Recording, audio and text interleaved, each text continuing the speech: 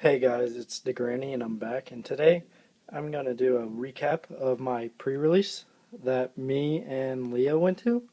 Leah is my girlfriend, if you do not know that.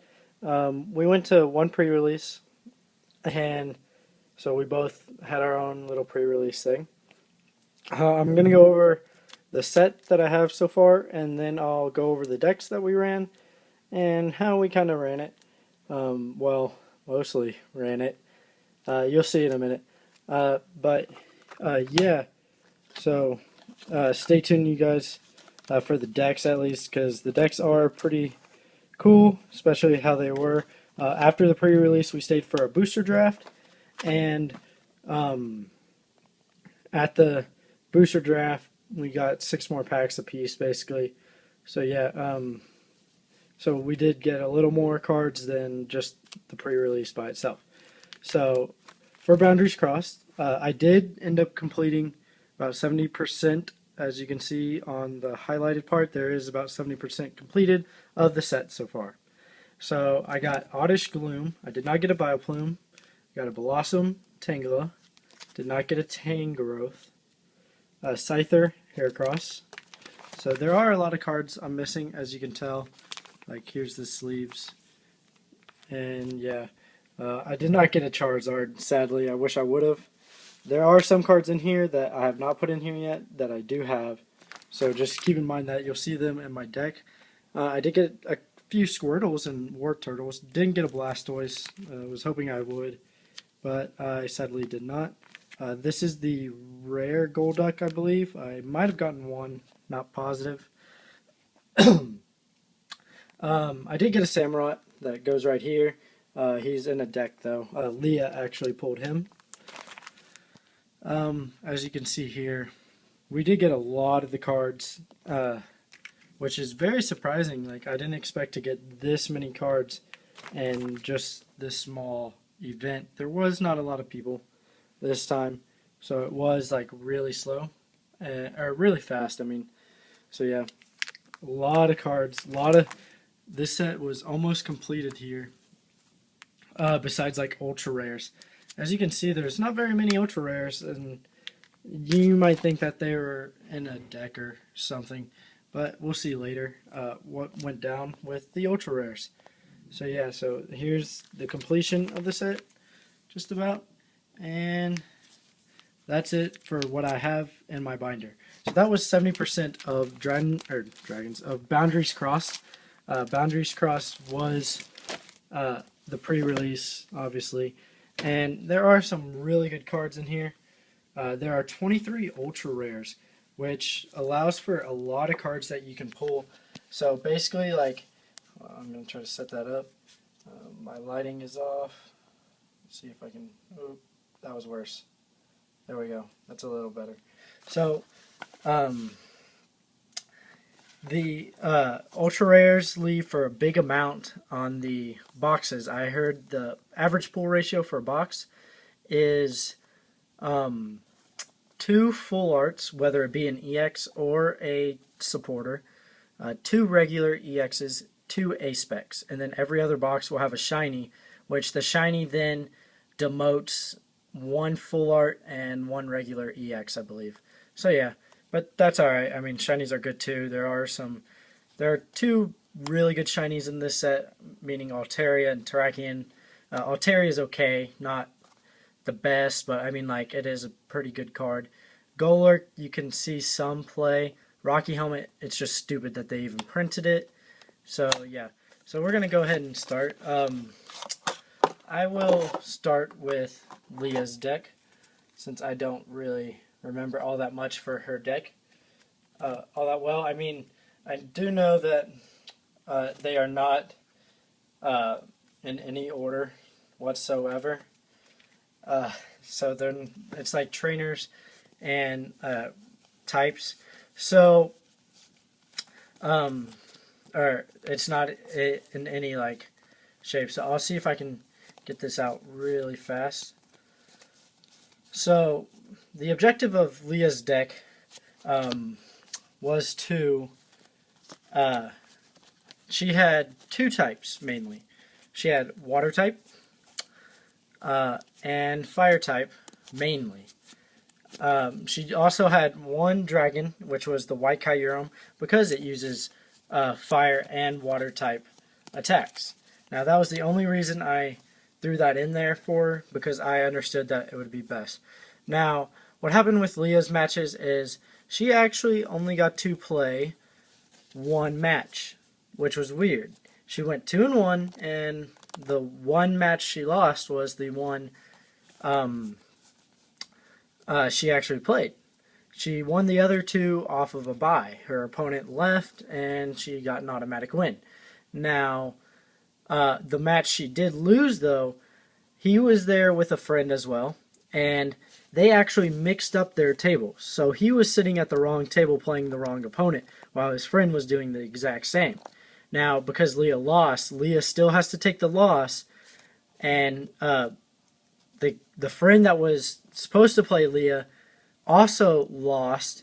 So the guy that played Leah took a loss because his friend lost, and then the guy that was supposed to play Leah took a win, even though that wasn't right. I think that they should have done something about that. And I mean, it's a pre-release, big deal, but still, like in a real tournament, that wouldn't have flown by very well. That it would have been some pretty big qualifications, probably even a disqualification. I would say, if I was a head judge, I probably would have disqualified. But since it was a pre-release, it wasn't that big of a deal. So Leah here didn't run a lot. I mean, she ran 2 Psyducks and 2 Golducks, an 1-1-1 Oshawott line, a 1-1 Ducklet Swanna line, and a 1 Cryogonal. I mean, she just had some pretty good attackers for water types, at least, for a pre-release. She had White Kyurem, which is a heavy attacker, a really good attacker for her deck, if she can get it set up and powered up. She did run a lot of energies. She had a lot of trainers pulled, too, so she was able to use a lot of trainers. So that was pretty good for her part. She ran a 1-1 Charmander Charmeleon line and a 2-1 Tepig Pignite line. And that was just for some more fire attackers. I mean, it's not that big of a deal, but yeah, I mean, these cards are, I mean, they'll probably not be played all that often. Mainly the only one that could see play is White Kyurem, but I don't even see that being played. Maybe the Charmander and Charmeleon line if somebody decides to play a Charizard deck. I don't know. But, I mean, she did fairly well, I would say, even though she only got to play one match. She didn't really want to be there, though, so yeah. Now, for her trainers, however, she pulled a town map, which town map allows you to flip all your prize cards over face up for the remainder of the match. So then you can see which prize cards are there, and then you can decide which one you're going to take. It's actually a pretty neat idea. I really like town map. I used it a couple times in my own matches. She pulled 1 Switch, which you should know what Switch does. It is a reprint from Black and White base set. 2 Pokeball, another reprint. You flip a coin. If heads, you get to search out for a Pokemon. A Skyla, which is really good supporter card, as you can search for 1 trainer card in your deck, reveal it, and put it into your hand, and then you shuffle your deck. So Skyla is going to be very useful in a lot of decks now. Especially if they're playing stage 2s like the Darkrai Hydreigon. 1 Energy Search, which is a reprint from Black and White base set again. Rocky Helmet, which is a reprint from Noble Victories, I believe, which I do not like. The only thing different is this yellow on the edges. And she also pulled a Computer Search A-Spec. Now, A-Specs, you can only have 1 in your deck with an A-Spec. And this Computer Search is basically an exact replica of the base set one from a long time ago. You discard 2 cards from your hand, and you can search your deck for any card and put it into your hand. Do not have to show your opponent, and you shuffle your deck afterward. So this is really good, especially with a Skyla. You can Skyla, choose the Computer Search, and then Computer Search for whatever the heck you want. So Computer Search, really great card.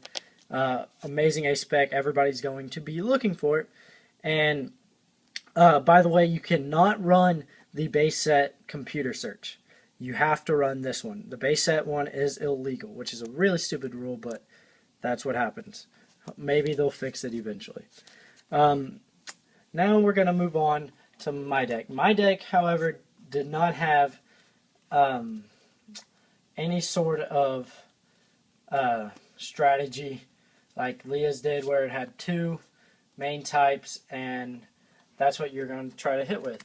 My deck, however, had a bunch of different types, and you were just going to try your best to win every match you could, which is really funny. I mean, you got to do what you got to do, I guess. So yeah, so I first started off with fire types because I noticed I had a lot of fire types. So I ran a 2/2 Charmander Charmeleon line. Now, these were really good, very useful attackers, especially this Raging Claws that actually won me a game because my opponent could not draw into anything. So that was very helpful. I'm glad I decided to run this. These will probably get some play if somebody decides to run a Charizard deck. I mean, they're not bad. Charizard's not bad either. It just takes too long to set up and too much energy to put on it. I also ran a 1/1 Numel Camerupt line, as that's all I pulled. Camerupt was really good. It hit for a lot, especially in a pre-release, as you could hit for 60, burn your opponent, and a possible paralyzation, which is just really good. You can stall, and I actually did stall, and it won me a game. If I didn't stall that one turn, I'd probably lose, and I'll lose my Camerupt pretty quickly. Now, Numel was just there so I could set up until I got Camerupt, mainly.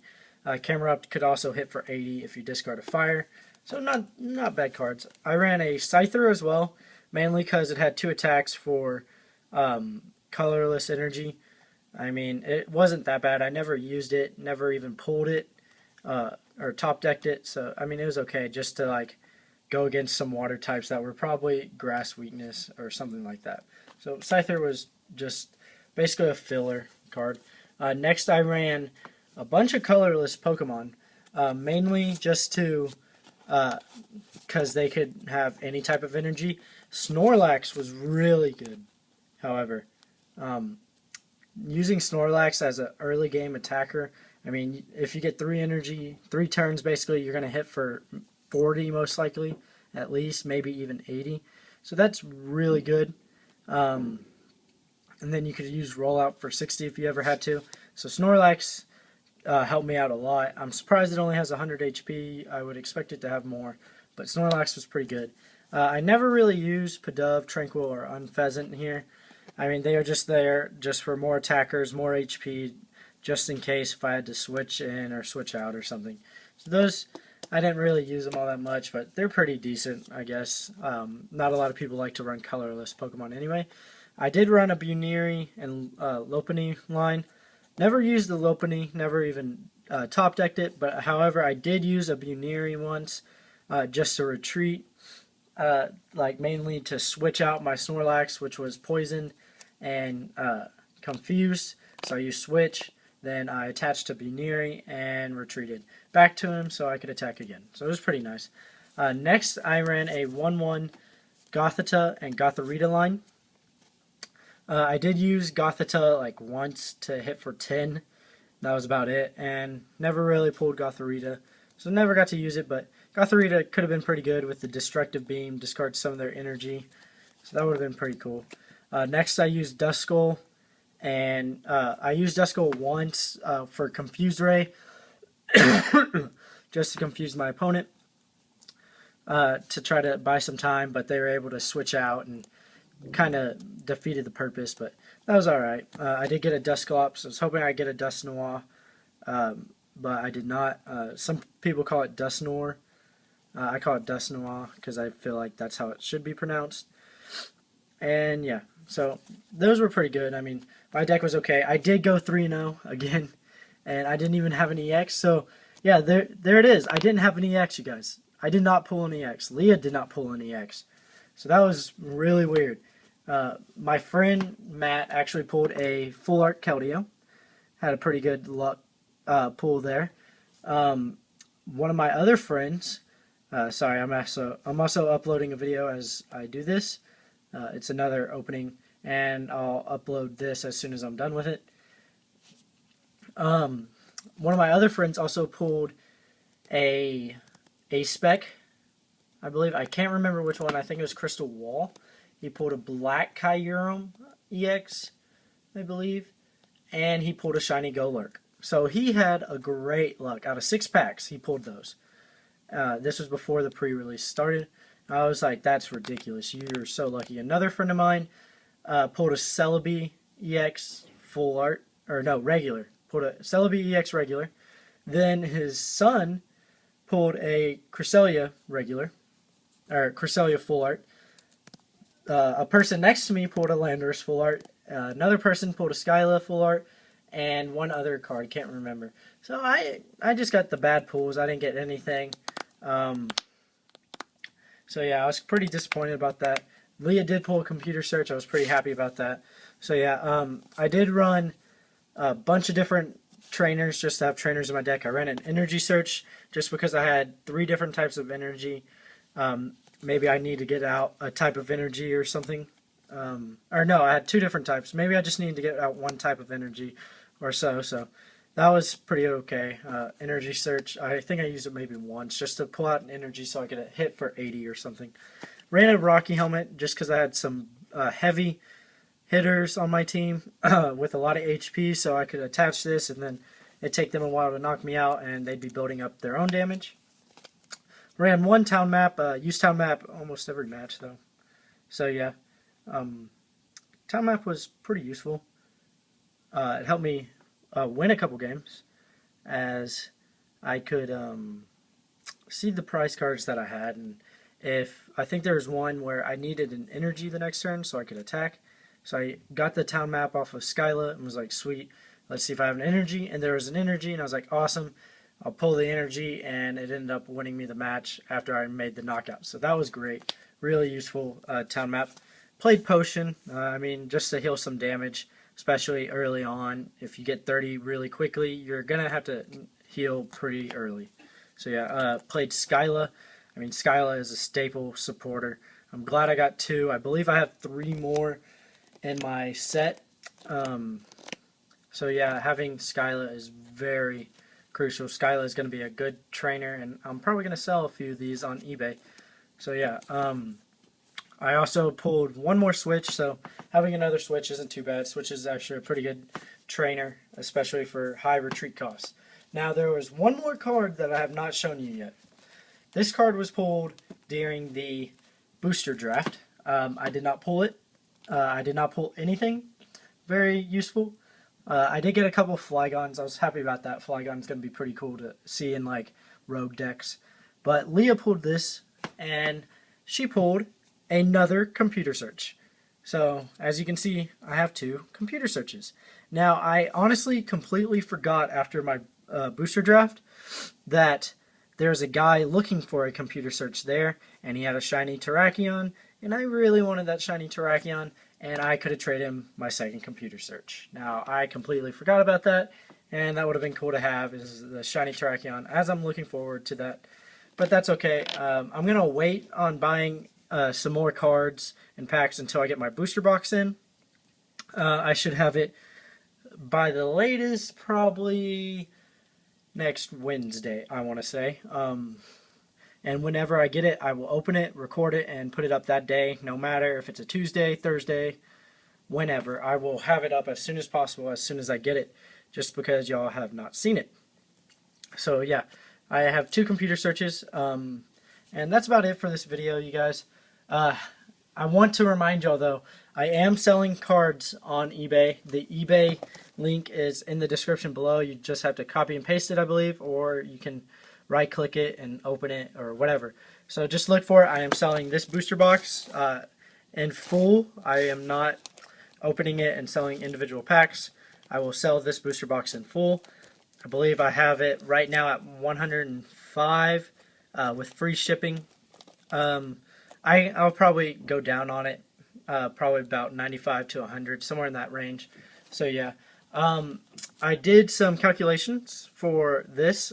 This is actually a pre-release box, and it has a full set of Dragons Exalted. Yes, a full set, not including the EXs though. It has all the hollows, rares, all the rare hollows, the rares, uncommons and commons. It has every single one of them, all the trainers, and it's just one of each. I did some research, got a bunch of the cards that I knew were very useful in decks, and calculated a price for it. And that was mainly just all the rares and holo rares and some of the trainers that were really good, and I knew a lot of people would be using them. And I calculated about probably around $60, and I'm including this box, by the way. It comes with the box, and that was probably calculated about $60. And I believe I lowered it to like $55. The lowest I'll probably go on it if I have to drop the price is about $50. Just because I know this could sell for really well. So you guys check out my eBay. I do have a list of cards too that I will be selling. As you can see here, I started making a list of cards that I know will be useful to sell. So I'll be putting those on eBay probably today, if not within the week. So just keep checking my eBay. The link is in the description, as I said. So yeah, thanks for watching, you guys. And, once again, just check it out. Help me out to get some fun so I can get some more packs for y'all. So yeah, until next time, you guys, see ya.